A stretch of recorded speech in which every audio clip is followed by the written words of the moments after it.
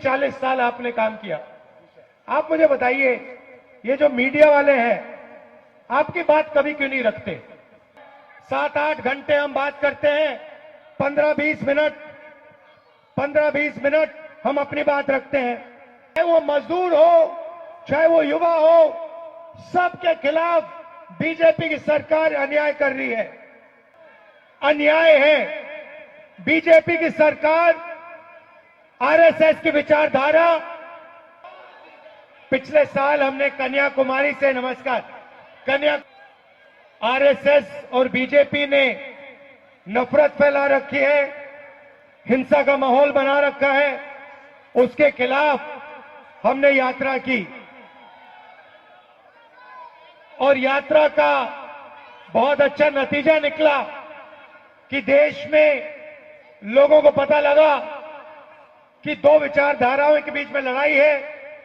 एक विचारधारा नफरत की, हिंसा की, और दूसरी विचारधारा, बात समझ आई? नफरत के बाजार में मोहब्बत की दुकान खोलनी है। अब सवाल उठता है कि देश में नफरत, हिंसा क्यों फैल रही है? अन्याय है। बीजेपी की सरकार, आरएसएस की विचारधारा। मैं आपको आज 2-3 उदाहरण देना चाहता हूं। पूरा का पूरा फायदा, देश का पूरा धन 2-3 बड़े उद्योगपतियों को दिया जा रहा है। उनके नाम आप जानते हो? क्या नाम है उनका? पूरा देश जानता है। चाहे वो एयरपोर्ट्स हो, पोर्ट्स हो, इंफ्रास्ट्रक्चर हो, किसान की जमीन हो, ये सब चीजें नरेंद्र मोदी एक व्यक्ति के हवाले कर रहे हैं। जितना रोजगार लोकल लोगों को मिलना चाहिए वो नहीं मिलता और कॉन्ट्रैक्ट लेबर देश में फैलाते जा रहे हैं। मैं यहां साफ कहना चाहता हूं, मैं इस कॉन्ट्रैक्ट लेबर के खिलाफ हूं। ये कॉन्ट्रैक्ट लेबर नहीं है, ये श्रमिकों के खिलाफ अन्याय हो रहा है। चाहे वो मजदूर हो, चाहे वो युवा हो, सबके खिलाफ बीजेपी की सरकार अन्याय कर रही है। सिर्फ आर्थिक अन्याय नहीं।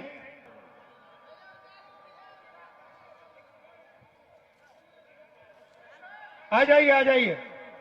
देखिए, मैं यात्रा में हम लोगों से बात करते हैं, 7-8 घंटे हम बात करते हैं, 15-20 मिनट हम अपनी बात रखते हैं। मेरी मीटिंग होती रहती है। मैं किसानों से मिलता हूं, मजदूरों से मिलता हूं, लेबर यूनियन के लोगों से मिलता हूं, युवाओं से मिलता हूं, सेना को जिनसे निकाला गया 1,50,000 युवाओं को, उनके रिप्रेजेंटेटिव से मिलता हूं, अग्निवीरों से मिलता हूं। मैं आज इनको माइक्रोफोन देना चाहता हूं कि वो हिंदुस्तान के कॉन्ट्रैक्ट लेबर की हालत के बारे में आपको 2 मिनट बताएं। बोलिए।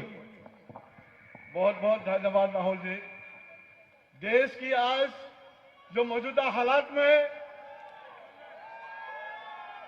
100% मजदूरों का में 98% ठेका मजदूर काम करते हैं।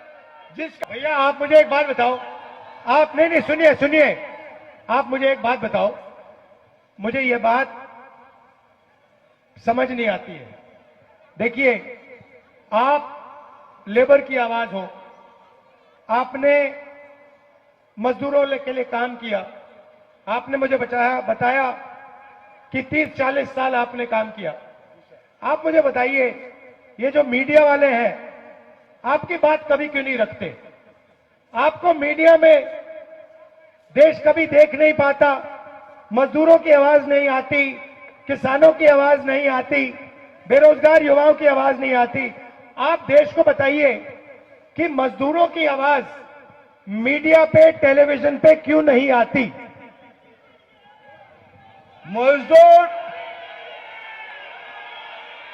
मजदूर देश का निर्माण करता है। मजदूर देश को बनाया है, निर्माण किया है।